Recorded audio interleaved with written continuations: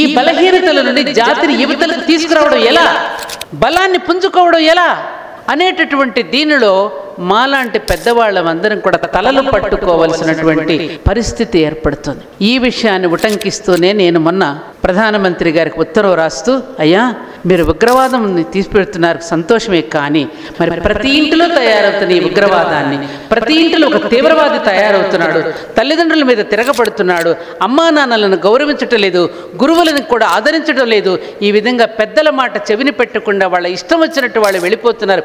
మరి జాతిని ఈ విధంగా తీసుకురావడానికి ఏం చేస్తే ఈ జాతిని మళ్ళీ తిరిగి బతికి బట్టకట్టగలుగుతుంది, ఏ విధంగా సంస్కరించుకోవాలి, దీనికి ఏం తరుణోపాయం మీరు చెప్తున్నారు.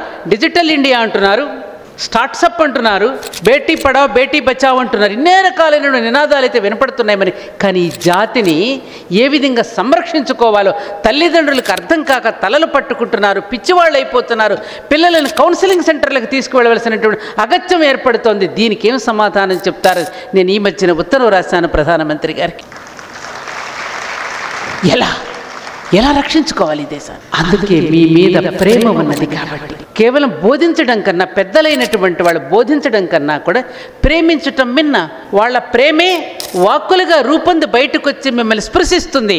ఆ ప్రేమ స్పర్శయే మిమ్మల్ని ఆ విధమైనటువంటి స్థితికి తీసుకు వెళ్ళగలుగుతుంది. కాబట్టి ఈ దేశం మీద ప్రేమ ఉన్నవాళ్ళు, ఈ జాతి మీద ప్రేమ ఉన్నవాళ్ళు, ఈ యువత మీద ప్రేమ ఉన్న వాళ్ళని తీసుకుని వచ్చి మీకు ఈ విధంగా ప్రచోదనం చేయడానికి కారణం మీ క్షేమాన్ని కాంక్షించి మాత్రమే. మీ మీద ప్రేమ ఉన్నది కాబట్టే. అదే ప్రేమ తిరగబడితే దాన్ని కోపం అంటారు. ఆ కోపం దేనికోసం? మీ మీద ప్రేమ ఉన్నది కాబట్టి.